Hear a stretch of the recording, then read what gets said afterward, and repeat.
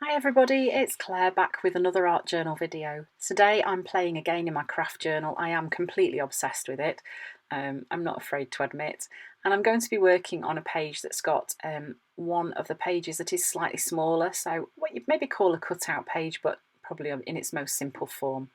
So I'm just adding some paint onto this page. I'm starting off with carnation and a bit of night and a little bit of white as well. It makes a lovely mix of colours, and I'm doing it on the little cutout part and the two pages underneath. Then I'm adding this stenciling. It's the Circles for Painting stencil from Dina Wakley, and I'm just using the carnation colour just on its own, and you can see that where it's overlapping I'm matching up the stenciling too.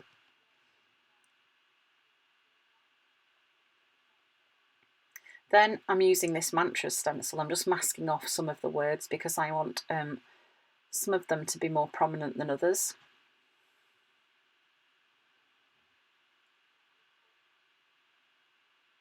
And there we go. Using the night paint, I'm just adding a bit of that stenciled text onto the page. I'm just using that one area of stenciling too.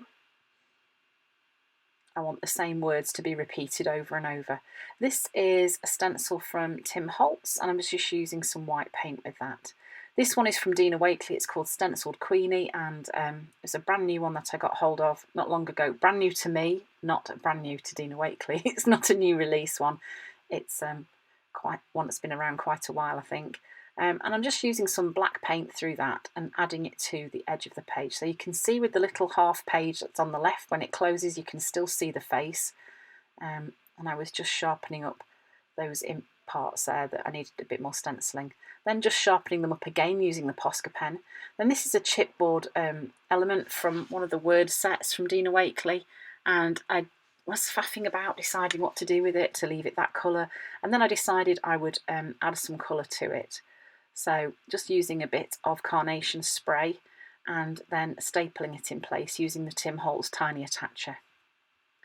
So, I'm edging it with a bit of black too first.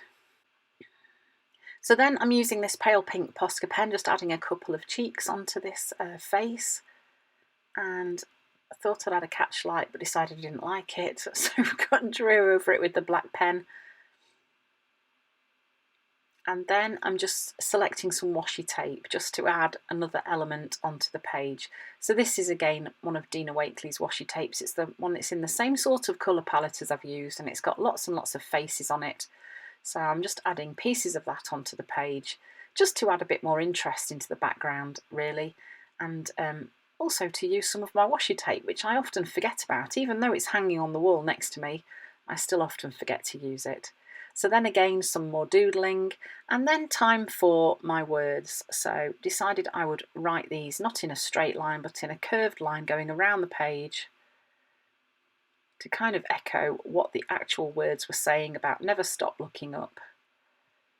Sometimes we get very bogged down, don't we, with the things that are going on in our lives, and it can get us down.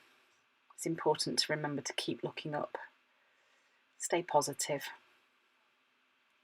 Little bit of journaling on the left hand side. Now this is another time where I did write over the letters using my white pen and decided I liked it better beforehand, so wrote back over them again in black. So it just shows that sometimes you'll do something and you'll think, I wish I'd not done that. Quite often you can undo what you have done, you can put it right. And there we go, there's the finished page. So thanks for watching. I hope you've enjoyed the video, and maybe you will have a go at doing a page like this in your journal.